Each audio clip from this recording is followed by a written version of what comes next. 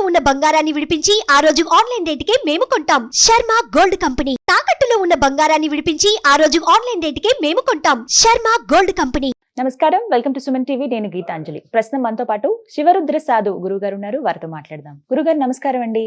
నమస్కారం. చెప్పమ్మా. కుటుంబంలో ఎవరైనా చనిపోతే మళ్ళీ వారు అదే కుటుంబంలో జన్మిస్తారా?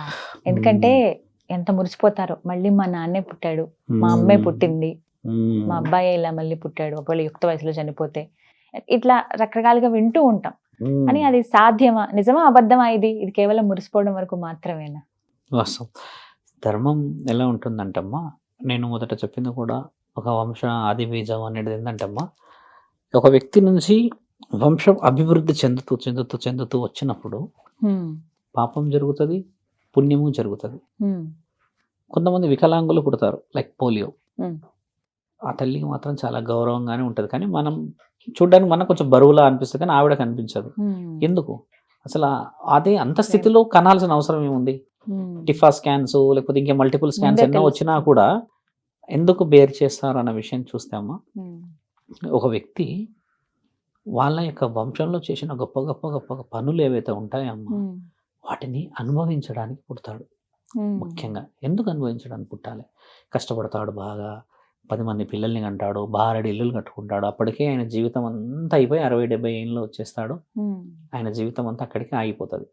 ఈయన కోరికల్లా ఏముంటుందంటే, నేను బాగుండి నలుగురుల పేరు లేకపోతే ఇంకేదో సంపాదించుకోవాలనుకుంటాడు, కానీ ఆ పరిస్థితి ఎప్పటికీ తీసుకొచ్చుకోలేకపోతాడు.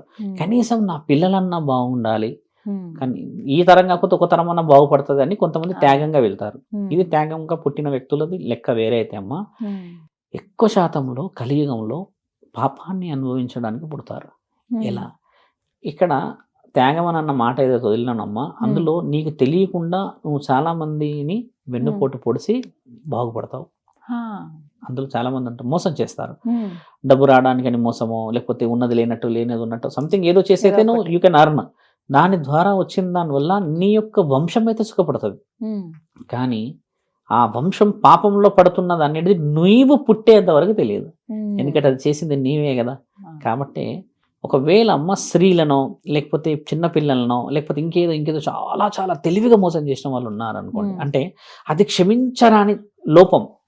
విగ్రహాలని ధ్వంసం చేయడం, తన్నడం, ఆ విగ్రహంలో దేవతలని అవహేళన చేసేసి తల నరకేయడాలు, చేతులు పీకేయడాలు, ఇంకెలాంటి కొన్ని చేస్తారు కదమ్మా. వీళ్ళు వికలాంగులై అదే కుటుంబంలో పుడతారు.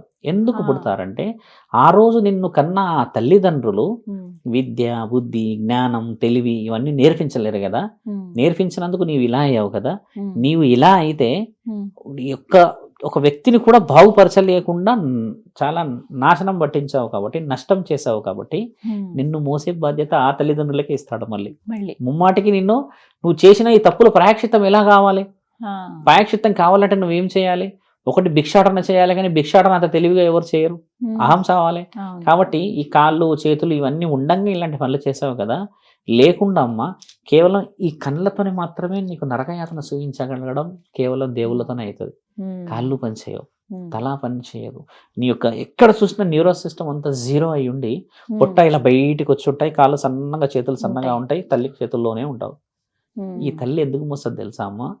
అప్పట్లో నిన్ను విర్రవీగి పెంచింది కదా, ఒకసారి విర్రవీగు ఇప్పుడు అని పుట్టిస్తాడు.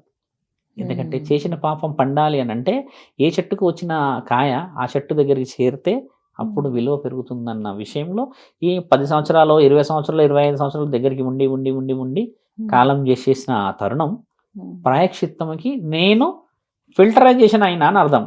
నాకంటూ ఒక ఓపిక, నాకంటూ ఒక బతుకు మీద ఆశ, మరో జన్మకైనా బాగేయండి అనేటిదే ఈ యొక్క అగ్నిలింగ ప్రవేశం అంటారు మన దగ్గర. అంటే వేడి అవుతా ఉంటది, అంటే నీ యొక్క ఫిల్టర్ చేసిన పాపాలు అనుభవించాలి కదా నువ్వు. ఆ తల్లిదండ్రులు ఏంటంటమ్మా ఇష్టంగానే స్వీకరిస్తారు వాళ్ళని.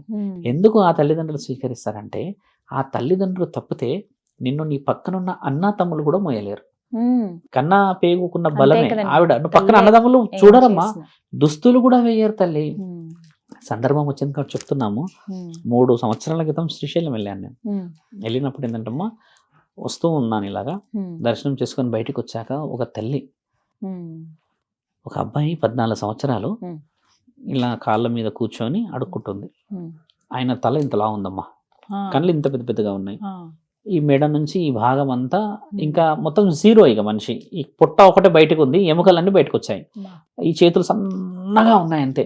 పనులు అమ్మ బయటికి కనబడుతున్నాయి ఇట్లా పెద్ద పెద్ద పెద్ద పెద్ద పనులు, అంటే చాలా అందహీనంగా ఉన్నాడు. ఎవరైనా ఏంది అని ఇట్లా మనం సహజంగా అయితే గమనిస్తాం. నేను ఒక సాధువుని కాబట్టి చూసుకుంటూ పోతుంటా కదమ్మా. నేను పోయిన తర్వాత ఆమె చూసింది, నేను చూసాను, ఇలా చూసి అక్కడ కిందకి ఇలా కూర్చున్నా, త్రిశూలం పెట్టి పక్కన పెట్టి కింద కూర్చున్నా. ఏందమ్మా తింటాడా మాట్లాడతాడా అని అడిగిన. అంటే మాట్లాడాడు స్వామి, ఆయన చాలా చాలా చాలా తక్కువ కళ్ళు తెరవడం కూడా, ఎప్పుడో తెరుస్తాడు కళ్ళు అంతే అని అన్న. ఈ కంటి దగ్గర కూడా అన్ని ఈగలు ఈ పురుగులు వాళ్తున్నాయి, అంటే అంత ఆ తల్లి కూడా ఓపిక నశించే స్థితిలో ఉంది. నేనేం చేసా, ఈ చేత్తోని ఇలా అన్నాము నెత్తికి అనగానే 2 కళ్ళు ఇట్లా లేపిండమ్మ పైకి, తెరిచి నవ్వాడు. హాన్ గట్టిగా నవ్వుతాలమ్మా ఇట్లా ఎత్తేసుకుంది. ఆయన ఎంత ఎన్ని సంవత్సరాలు స్వామి, 6 సంవత్సరాలు అయింది వీడు నవ్వక అని అన్నది. అంటే ఇట్లా పై తీసుకొని ఏమైందమ్మా అంటే, లేదు స్వామి 14 సంవత్సరాలు అయింది ఇలాగే ఉండే అని అన్నాడు. అన్న తర్వాత కొద్దిసేపు ముందుకెళ్ళాము. ముందుకెళ్ళి ఆ తల్లిని చూసి, ఆ తల్లి నా సైడ్ చూస్తుంది, ఆనందంగా చూసింది. అంటే ఎంత కాయ అయినా చెట్టుకు బరువు కాదు చూడండి, అంత నష్టంలో కూడా కాలేదు కదా. తర్వాత అక్కడే నిద్రపోయినప్పుడు పరమాత్ముడి ఆజ్ఞ వినబడిన ఒక స్వరం ఏంటంటే, శాపాన్ని అనుభవిస్తున్నాడు ఆయన అని. ఆయన నాకు కనబడిన స్థితి, ఆయన ఒక గుడి విషయంలో బ్రాహ్మణుడై గుడికి మోసం చేసిన వ్యక్తి అనేది కళలో కనబడిన జ్ఞానం. అప్పుడు అనుకున్నా, ఏమయ్యా నీ గుడిలో పెట్టుకొని నీ ముందే శిక్షలు అనుభవించేలా చేస్తున్నావు అనంటే ఎటు పోనీయలేనుగా, నా బిడ్డలే కదా, అలా అని నేను ఎక్కడో పుట్టించలేను అడవిలా, మరి ఇక్కడే ప్రాయశ్చిత్తంగా చేసుకోవాలంటే ఇప్పుడు నేను ఏ గుడి అని ఏవి అడగలేను నేను. అలా ఆకాశవాణి వినబడింది. అట్లా ఆ ప్రాంతంలో అమ్మ 16 మంది ఉన్నారంట. అంటే గుడిల విషయంలో తప్పు చేసిన వాళ్ళని బాగా అద్భుతంగా శిక్షలు వేస్తారమ్మ దేవుళ్ళు. మనం అనుకుంటాం ఈడు ఏ పాపం చేసిండు, ఏ పాపం చేయడు దేవుడు. నీకు పూటకి గతి లేకుండా శరీరం బాగిస్తాడు. ఎక్కడైతే నువ్వు తెలివిగా దేవుణ్ణి తంతావో, దేవుణ్ణి ఇబ్బంది పెడతావో అమ్మా, అలాంటి వాళ్ళని మాత్రం బహు ఉత్తమంగా పుట్టిస్తాడు తల్లి. కాబట్టి ఏంటంటే పాపం అనుభవించడానికైనా, నీవు నీ జీవిత లక్ష్యాన్ని అనుభవించడానికైనా పుట్టాలి అని అంటే నీ రక్త సంబంధంతోనే అది పూర్తవుతుంది. దాని అర్థం ఖచ్చితంగా మన దాంట్లోనే పుట్టాలి. 84 సార్లు పుట్టాలి. 84 సార్లు పుట్టి నీకు అవకాశం మీద అవకాశం ఇస్తూనే ఉంటాడు. ధర్మం కాపాడు, ధర్మం కాపాడు, ప్రచారం చెయ్యి, నువ్వు బాగుపడు, నేను బాగుపడాలి, అందరూ బాగుపడాలి, కాపాడబడాలి. ఎప్పుడు తెలుసుకుంటాం మనం? అదే కదా. అందరు ఏమంటారు, 7 జన్మలు ఉన్నాయి అంటారు తల్లి. 7 జన్మలు కేవలం భార్యాభర్తలకే ఉంటాయి. For only love 7 generations. ప్రేమకి 7 జన్మల బంధం ఆడవాళ్ళకి మగవాళ్ళకి అది భార్య భర్త దాంపత్యానికే ఇస్తారు. 84 జన్మలు వంశంలో ఇస్తాడు. అంటే నీ భార్య 7 జన్మలకి 7 జన్మలు అనుభవించొచ్చేమో, అలాంటిది ఉంటుంది పుణ్యవతలు. అలా ఉన్నదమ్మా మీరు చెప్పిన సమగ్రమైన విషయం. చాలా బాగా వివరించారు గురుగారు. అసలు ఇలాంటి విషయాలు తెలియక చాలా మంది మామూలు విషయాలు మాట్లాడతాం కానీ deep subjects, very deep subject లో ఏంటంటే సొసైటీ ఈజ్ వెయిటింగ్. చాలా మందికి ఇలాంటివి లేకపోవడం వల్ల ఏమైందంటే ఓహో ఇదేనా అని అనుకునే కాడకు వచ్చేసారు. కానీ ధార్మికంగా జీవించడం అనేది నేర్చుకోవాలి. ఇప్పుడు ఆధ్యాత్మికంలో ఎంత శక్తి ఉంది చూడమ్మా. మనం అనుకుంటాం రోడ్డు పైన అంత సులభంగా అడుక్కుంటున్నాడని. అసలు ఆయన అడుక్కోవడానికి మనం అడుక్కోగలమా తల్లి? పోయి భవతి భిక్షాంది అనగలమా? ఆయన అలా అడుగుతున్నాడు అని అంటే ఆయనలో అహాన్ని చంపుతున్నాడు పరమాత్ముడు అని అర్థం. అవన్నీ చనిపోయినాక మళ్ళీ ఆయనే పుట్టించుకుంటాడు. అది ధర్మం.